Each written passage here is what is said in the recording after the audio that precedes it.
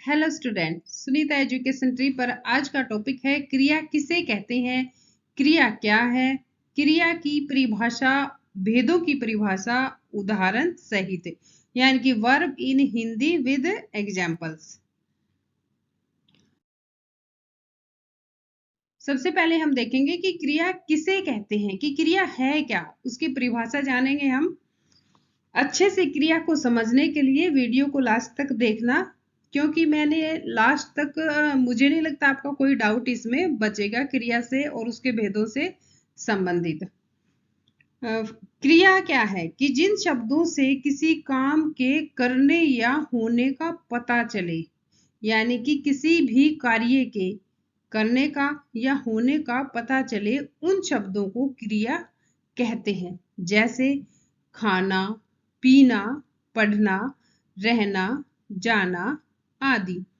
उदाहरण है हमारे कि बच्चा सो रहा है, यहाँ पे क्रिया क्या हो रही है, सोने की।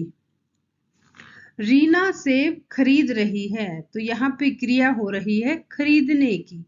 वह किसान है, यहाँ पे सिंपल वाक्य है कि वह किसान है, यहाँ पे कोई क्रिया नहीं है। तो ये जो इसकी डिटेल है वो मैं आपको आगे इसके भेदों में बताऊंगी। एक अलग से उदाहरण भी करेंगे हम लास्ट में। माँ कहानी सुना रही है, यहाँ पे क्रिया हो रही है सुनाने की। मोर नाचता है, तो मोर की यहाँ पे क्रिया क्या है, नाचना। ठीक है।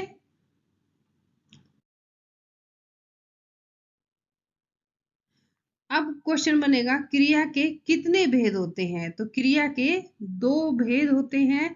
एक है अकर्मक क्रिया और दूसरा है सकर्मक क्रिया। अब इनकी परिभाषा करेंगे हम। क्रिया के भेदों की परिभाषा। अकर्मक क्रिया यानी कि जिस क्रिया का प्रभाव, यानी कि जिस कार्य का प्रभाव वाक्य में प्रयुक्त कर्ता पर ही पड़े। कर्ता कौन होता है, काम को करने वाला। तो जिस क्रिया का प्रभाव वाक्य में प्रयुक्त कर्ता पर ही पड़े, उन्हें अकर्मक क्रिया कहते हैं। अब देखते हैं कैसे। जैसे में है कि कृष्ण हंसता है, अब कार्य क्या हो रहा है, हंसने का। तो इसका प्रभाव किसके ऊपर पड़ रहा है, कृष्ण के ऊपर। तो कृष्ण कौन है, कर्ता है, यानी कि हंसने का जो कार्य है उसको करने वाला है। ठीक है। मोहन भागता है, यहाँ पे क्रिया हो रही है भागने की, और कौन भागता है, मोहन। तो यानी कि भागने की जो क्रिया है इसका असर किस पे पड़ रहा है, कर्ता पर, यानी कि काम को करने वाले पर। ठीक है। जहां पर क्रिया का प्रभाव जो है कर्ता पर पड़े उसे हम अकर्मक क्रिया कहते हैं। नेक्स्ट है हमारी सकर्मक क्रिया। जिस क्रिया का प्रभाव वाक्य में प्रयुक्त कर्ता को छोड़कर, इसमें क्या था, कर्ता पर पड़ना था, और इसमें सेकंड में कर्ता को छोड़कर कर्म पर पड़े, उन्हें सकर्मक क्रिया कहते हैं। ठीक है। किस पे पड़ेगा, इसमें कर्म पर। अकर्मक में कर्ता पर प्रभाव पड़ता है और सकर्मक में कर्म पर प्रभाव पड़ता है। तो एग्जाम्पल्स देखते हैं हम, उदाहरण जैसे में आएगा कि श्याम पुस्तक पढ़ता है। यहाँ पे पहले क्रिया ढूंढेंगे हम, क्या क्रिया, यानी कि काम क्या हो रहा है, पढ़ने का। तो कौन पढ़ रहा है, श्याम पढ़ रहा है, लेकिन क्या पढ़ रहा है, बीच में आ गया ना पुस्तक। तो यानी कि पढ़ने का जो असर है वो किस पर जाएगा, पुस्तक पर जाएगा। तो ये सकर्मक क्रिया है। मोहन पेंसिल छीलता है, अब छीलने का कार्य हो रहा है और उसका असर किस पर जाएगा, पेंसिल पर। तो इसलिए ये सकर्मक क्रिया के अंतर्गत आएगा। तो चलिए कुछ और एग्जाम्पल देखते हैं जिससे आपका क्रिया और उसके भेदों से संबंधित कोई भी जो डाउट है वो, यानी कि किसी भी तरह की कोई क्वेश्चन है वो क्लियर हो जाएगा। फिर भी कोई डाउट रहता है तो आप कमेंट बॉक्स में लिखकर मुझसे पूछ सकते हैं।